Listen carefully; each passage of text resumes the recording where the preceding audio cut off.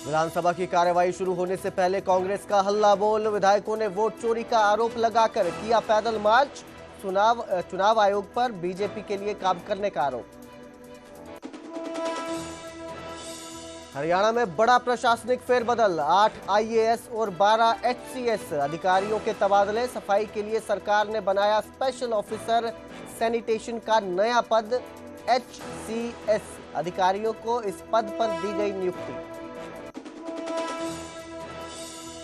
Ration card मुद्दे पर CM मान का केंद्र सरकार पर बड़ा आरोप। कहा 55 लाख पंजाबियों को रोका जा रहा मुफ्त राशन, लेकिन हम नहीं बुझने देंगे किसी के घर का चूल्हा। जेल में बंद विक्रम मजीठिया से पूछताछ। एसआईटी पहुंची नाभा जेल। एसएसपी पटियाला वरुण शर्मा की अगुवाई में सवाल जवाब। बठिंडा से पिहोवा जा रहे 5 कार सवारों की सड़क हादसे में मौत। कैथल में हरियाणा रोडवेज से टकराई कार। धार्मिक कार्यक्रम में शामिल होने जा रहे थे कार सवार। फ्लोरिडा हादसे मामले में आरोपी हरजिंदर सिंह के पक्ष में चल रही ऑनलाइन कैंपेन। अब तक 26 लाख से ज्यादा लोग ऑनलाइन पिटीशन पर कर चुके हैं हस्ताक्षर। हरजिंदर सिंह की सजा 45 साल से कम करने की जा रही मांग। पंजाब यूनिवर्सिटी के बाहर कार लूट के मामले में पुलिस की बड़ी कार्रवाई। मोहाली के घड़ुआ में मुठभेड़ में मुख्य आरोपी भूपिंदर गिरफ्तार। कल पकड़े गए 3 आरोपियों से पूछताछ के आधार पर हुई कार्रवाई। हेडलाइंस के प्रायोजक पतंजलि गाय का घी, माँ का भरोसा, प्यार से परोसा।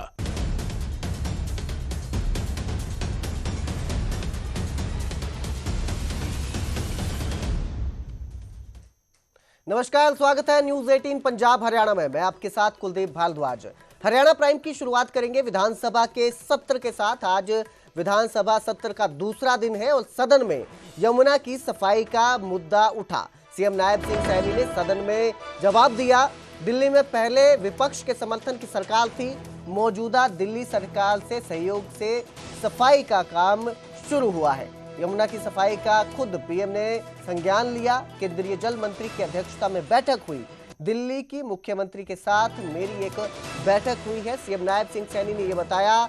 सदन के दौरान कार्रवाई के दौरान जब यमुना की सफाई का मुद्दा उठा तो सीएम सैनी ने यह जवाब दिया है और कहा कि मां यमुना की सफाई के लिए हम प्रतिबद्ध हैं। पिछले 4 महीने में 16,000 मीट्रिक टन कचरा यमुना से साफ किया गया है। तो बता दें, आज विधानसभा के मॉनसून सत्र का दूसरा दिन है और आज सदन में यमुना की सफाई का मुद्दा उठा, जिस पर सीएम सैनी ने जवाब दिया और कहा कि दिल्ली में पहले विपक्ष के समर्थन की सरकार थी, लेकिन मौजूदा सरकार के सहयोग से सफाई का काम शुरू हो चुका है। पिछले 4 महीने में 16,000 मीट्रिक टन कचरा साफ कर लिया गया है। इस खबर पर ज्यादा जानकारी के लिए मेरे सहयोगी अंकित दुदानी हमारे साथ जुड़े हैं। जी अंकित, सदन की कार्यवाही में यमुना की सफाई के मुद्दे के साथ और किन किन जो मुद्दे हैं उन पर विचार हुआ, चर्चा की जा रही है?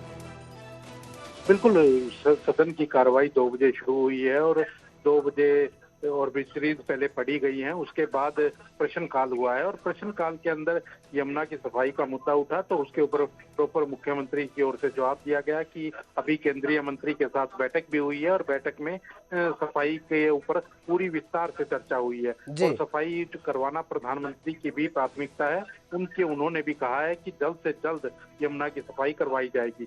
वहीं अगर बात की जाए तो मेवात के अंदर बूचड़ खाने जो खुल रहे हैं उसका मुद्दा भी बड़े जोर शोर से उठा कि बूचड़ खाने खुल रहे हैं, जिसके कारण से मेवात की जनता को बड़ी भारी परेशानी हो रही है। तो उसके ऊपर भी उद्योग मंत्री जो राव नरवीर सिंह है, उन्होंने जवाब दिया कि पूरे नियम एवं कायदे के साथ ही वो बूचड़ खाने खोले जा रहे हैं और बूचड़ खाना भी एक इंडस्ट्री है और इंडस्ट्री को नॉर्म्स जब पूरा करती है तो उसके हिसाब से ही लाइसेंस दिया जाता है। तो उसको लेकर के बात उठी है। वहीं प्रश्नकाल के अंदर स्कूलों में की जो कई स्कूल ऐसे हैं जिनकी बिल्डिंग जर्जर हालत में है और जो कहीं ना कहीं कंडम भी घोषित कर दी गई है, तो उसके बावजूद वो अभी तक नई नहीं बनाई गई है। तो उसके ऊपर भी शिक्षा मंत्री ने जवाब दिया कि नई बिल्डिंग का काम जल्द से जल्द शुरू किया जा रहा है। टेंडर कर दिए गए हैं और कुछ पर टेंडर करने बाकी हैं।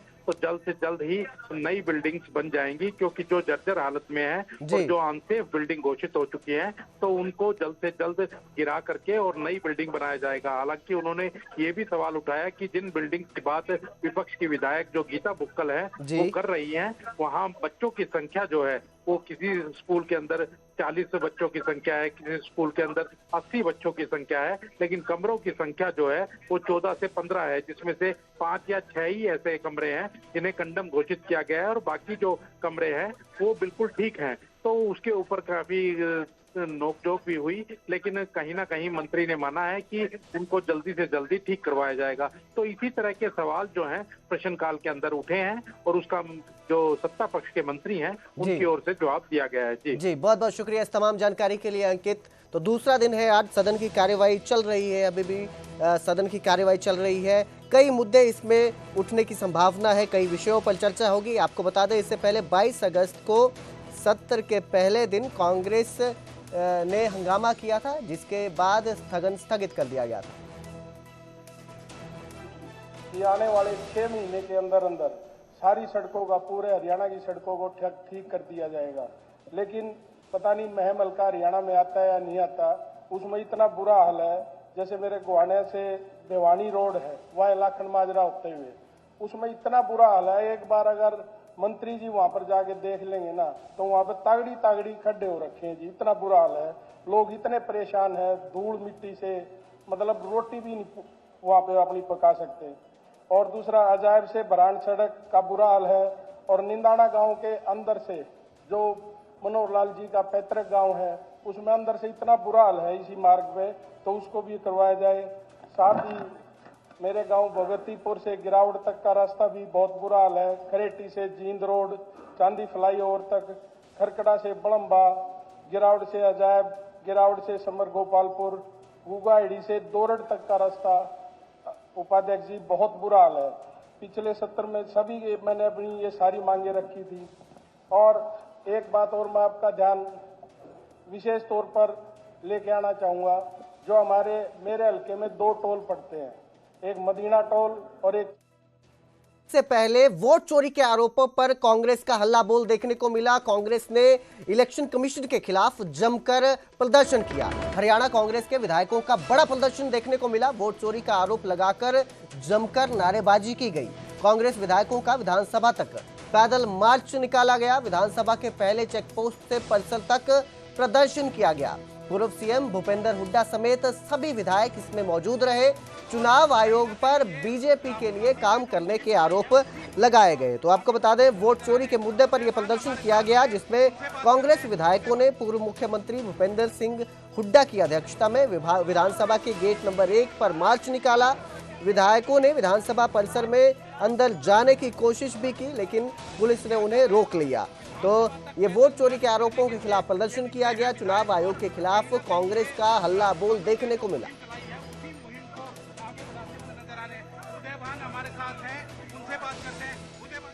से पूरे संविधान की मर्यादाओं का हनन किया है इलेक्शन कमीशन ने। तो इलेक्शन कमीशन के खिलाफ और ये वोट चोरी की सरकार के खिलाफ ये हमारा प्रदर्शन है। जब से बीजेपी सरकार आई है, लगातार संवैधानिक एजेंसियों का दुरुपयोग कर रही है। पहले ईडी का, सीबीआई का, अब चुनाव आयोग को भी बीजेपी ने अपना कठपुतली बना लिया है। और चुनाव आयोग बीजेपी के इशारों पर अपने जो विरोधी हैं उनके वोट काटने का काम करते हैं और फर्जी वोट बना के चुनाव जितवाने का काम चुनाव आयोग जो है वो बीजेपी के लिए करता है। इसके विरोध में हमारे नेता राहुल गांधी जी पूरे देश में इस चोरी के खिलाफ अभियान चलाए हुए हैं। उसी सिलसिले में आज हरियाणा के सभी एमएलए आज प्रोटेस्ट के तौर पे विधानसभा में जाएंगे। 15 साल से आदमियों की डेथ हुई है, उनका वोट रिकॉर्ड के अंदर चला है, उसको कौन हटाएगा? अगर कोई ऑब्जेक्शन नहीं करता है, इसका मतलब कि इलीगल वोट वो पड़े रहेंगे 15 साल के लिए। कोई आदमी छोड़ के चला गया, क्या उसके लिए एतराज करना जरूरी है? एक आदमी वहां से छोड़ गया, दूसरे देश में चला गया, दूसरे शहर में चला गया, तो ये इलेक्शन कमीशन की ड्यूटी होती है। उस हरेक को पूरा रिव्यू करना उसकी ड्यूटी होती है। हरेक सर्वे करके उसको एडवांस में पब्लिश करना पड़ता है। पॉलिटिकल पार्टी को उनको अपनी एक चिप दे के ये सिर्फ प्रिंटेड कॉपी दे के वो करते हैं, उस हिसाब से करना चाहिए। ये एक बहाना है उसमें। रूल 8 है, फॉर्म 8 है, उसका भरना जरूर लिखा हुआ है उसके अंदर, उसमें वर्ड वेरिफिकेशन है, एफिडेविट नहीं है इसमें। इस तरह हमारे नेता राहुल गांधी जी ने आवाज उठाई है, पूरे देश में ये आवाज उठ रही है और इसके विरोध में धरना प्रदर्शन हो रहे हैं। राहुल जी ने महाराष्ट्र में क्या, कर्नाटक में सारा उदाहरण दिया, एक हल्के से लाखों वोट दिया कैसे बढ़ गई। और इसी प्रकार से हरियाणा में जब चुनाव हुआ था उसी दिन नतीजा आया था, उस दिन हमने कहा था, इलेक्शन कमीशन को मिले थे कि भाई शुरू से जो है इलेक्शन कमीशन सबके दायरे में आ रहा है, क्योंकि 1 तारीख को चुनाव होना था, 1 तारीख को जो 5 को लेके क्यों लेके भाई। और फिर काउंटिंग ऑफ वोट्स जो है 5 तारीख को रात को 11:15 बजे तक तो इनकी वोट थी 61.65 और उसी दिन रात को 7 बजे थी 61.19। मतलब ये हो गया कि वोट जो है इनकी 11:15 बजे 61.65 थी और बढ़ कैसे गई 7 तारीख की रात को ये वोट जो है 72 घंटे के अंदर तो पहले कुछ बताया और 72 घंटे के बाद यही वोट बढ़कर 67.90 होगी, 7% वोट बढ़ा दी। क्या हुआ भाई, कभी सुना है ऐसा? आजकल इलेक्ट्रॉनिक वो है, डिजिटल का काम है, रात को 11 बजे तक सबको पता होता है। और मेवात में घटी है और जगह बढ़ी है, ये क्या मामला भाई? ये सोचने की बात है, शक के दायरे में है, इसी बात से इसमें कोई दो राय नहीं। हरियाणा में जो है कांग्रेस की सरकार चुराई गई है। लेकिन वो कह रहे हैं कि चुनाव आयोग कह रहा है कि एफिडेविट दे, राहुल गांधी को बार बार कहा जा रहा है कि एफिडेविट दे। उसी बात का जवाब दिया था मैंने जिस दिन यहाँ आया कि राहुल गांधी एफिडेविट दे, मैंने उस दिन कहा था कि इलेक्शन कमीशन अभी एक फेरबदल देखने को मिला। 8 आईएएस और 12 एचसीएस अधिकारियों के तबादले कर दिए गए। हरियाणा सरकार ने स्वच्छता पर ध्यान देते हुए शहरों में स्पेशल ऑफिसर सैनिटेशन का नया पद बनाया है। एचसीएस अधिकारियों को इस पद पर नियुक्ति दी गई है। तो बड़ा प्रशासनिक फेरबदल देखने को मिला है। 8 इंडियन एडमिनिस्ट्रेटिव सर्विसेज के जो अधिकारी हैं और 12 हरियाणा सिविल सर्विसेज के अधिकारियों के तबादले कर दिए गए हैं।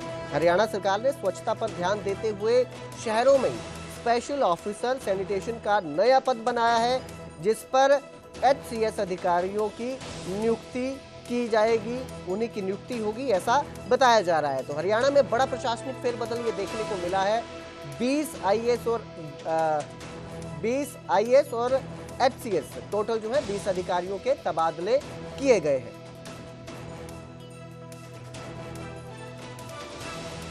इस खबर पर ज्यादा जानकारी के लिए मेरे सहयोगी अंकित दुधानी हमारे साथ जुड़े हैं। जी अंकित, ये जो तबादले किए गए हैं, तो ये तबादले किए गए हैं, इसका क्या असर पड़ता है ये देखना है। अभी हमने 8 आईएएस और 12 एचसीएस के अधिकारियों के तबादले किए गए हैं। अब कितना जमीनी स्तर पर इसका असर देखने को मिलता है, स्वच्छता को लेकर भी और बाकी चीजों को लेकर भी, ये बाद में पता चलेगा।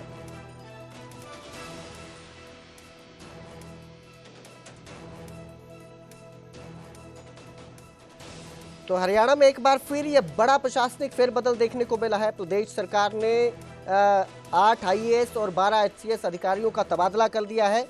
इनमें स्वच्छता भारत मिशन के डायरेक्टर आईएएस अपराजिता और गुरुग्राम नगर निगम के अतिरिक्त कमिश्नर समेत कई अधिकारी शामिल हैं, जिनका तबादला किया गया है। इसके साथ ही एक नई पोस्ट भी की गई है, स्पेशल ऑफिसर सैनिटेशन का नया पद भी बनाया गया है। इस खबर पर मेरे सहयोगी अंकित हमारे साथ जुड़े हैं।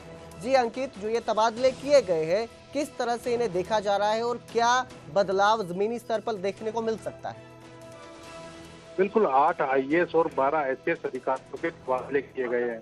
इसमें प्रमुख बात यह है कि 12 एचसीएस अधिकारियों को लगभग जहां लगाया गया है वो एक नया पद क्रिएट किया गया है, स्पेशल ऑफिसर सैनिटेशन।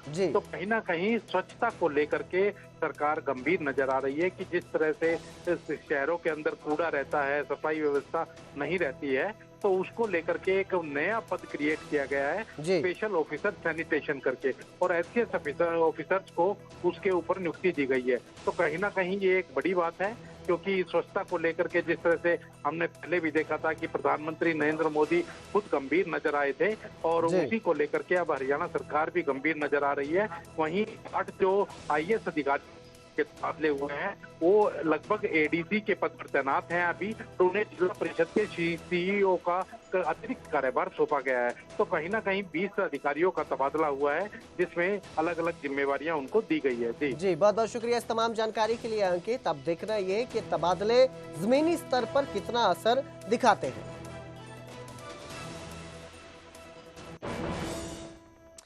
तो उधर हिसार से जासूसी के केस में आरोपी ज्योति की कोर्ट में पेशी हुई। यूट्यूबर ज्योति मल्होत्रा की कोर्ट में फिजिकल पेशी हुई।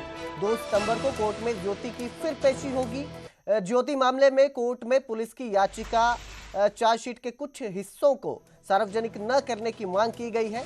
पुलिस की इस एप्लीकेशन पर दोपहर बाद फैसला होगा। तो आज फिजिकल पेशी हुई। कोर्ट में फिजिकली ज्योति मल्होत्रा को पेश किया गया और मामले में 2 सितंबर को फिर से पेशी होगी। आपको बता दें जासूसी के आरोप में ज्योति मल्होत्रा को गिरफ्तार किया गया था। इन पर पाकिस्तान के लिए जासूसी करने के आरोप हैं, जिसके तहत आज ये फिजिकली पेशी हुई और 2 सितंबर को अब दोबारा से पेशी होगी। चालान की कॉपी दी जाएगी क्या रहा?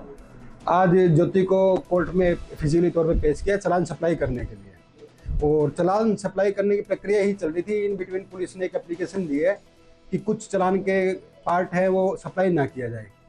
तो मैंने ओरली वो उसको डिफेंड किया कि पुलिस ने मजाक बना रखा है, या तो पुलिस के पास कुछ है नहीं इसके खिलाफ और इसलिए डर रही है कि चालान की कॉपी ना मिल जाए, इसलिए मैंने विरोध किया। लेकिन वो एप्लीकेशन भी क्लियर नहीं थी, तो अब दोबारा वो बना के लेके आएंगे एप्लीकेशन, उसके बारे में जवाब दिया जाएगा और उसके बाद में वो डिसाइड हो जाएगी। और मैं भी अब दोबारा लंच के बाद में सुनवाई होनी, हालांकि ज्योति को 3 तारीख के लिए भेज दिया कि दोबारा पेश किया जाएगा 3 तारीख को। और उसके बाद में दोपहर बाद में 2 चीज़ें हैं एप्लीकेशन मेरे को भी लगानी, 2-4 मैं भी लगाऊंगा। जल्दी जब चालान सप्लाई किया जाए मेरे को दिखाया जाए जो भी है। 3 तारीख को जो पेश किया जाएगा किसी से पेश किया जाएगा? ना पर्सनली वो फिजिकली तौर पर पेश किया जाएगा। तो अभी चालान मतलब कॉपी आपको अभी कॉपी नहीं दी है वो। हाँ, वो माननीय अदालत का कहना है कि पहले पुलिस का जो ऑब्जेक्शन है उसको मैं एज पर मेरिट डिसाइड कर दूं, उसके बाद मैं आपको चलाऊंगा। कैथल पिहोवा रोड पर बस और पिकअप की टक्कर हो गई। इस टक्कर में 5 लोगों की दर्दनाक तरीके से मौत हो गई है। हरियाणा रोडवेज की बस और पिकअप की भिड़ंत हुई। पिकअप सवार 7 में से 5 लोगों की मौत हो गई है। बाद में एक शख्स ने अस्पताल में दम तोड़ा, 4 की मौके पर ही मौत हो गई। गंभीर रूप से घायल 2 को अस्पताल में इलाज चल रहा है। जानकारी के मुताबिक पिकअप गाड़ी में कुल 7 से 8 लोग सवार थे, जो पंजाब के फरीदकोट के गांव जैतो से पिहोवा गुरुद्वारा जा रहे थे। वो रात को कैथल के नीम साहब गुरुद्वारा में रुके थे और सुबह होते ही पिहोवा गुरुद्वारे में किसी कार्यक्रम में शामिल होने के लिए निकले थे। लेकिन रास्ते में गांव क्योड़क के पास बस ने पीछे से गाड़ी को टक्कर मार दी और हादसे में 4 लोगों की मौके पर मौत हो गई, जबकि एक शख्स ने इलाज के दौरान दम तोड़ दिया।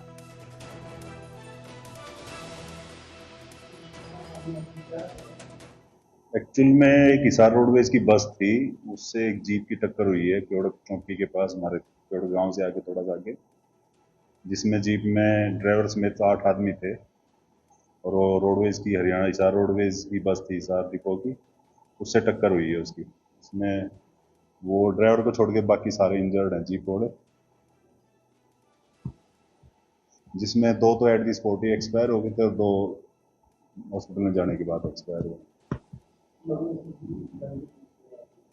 गलती तो देखो अभी इन्वेस्टिगेशन में क्या आता है, बाकी पीछे से टक्कर मारी हुई है जीप को, बस ने पूरी बस ने पीछे पूरी टक्कर मारी हुई है और वो साइड में जाके पलटी खा के गिर गई, पलट गई जीप।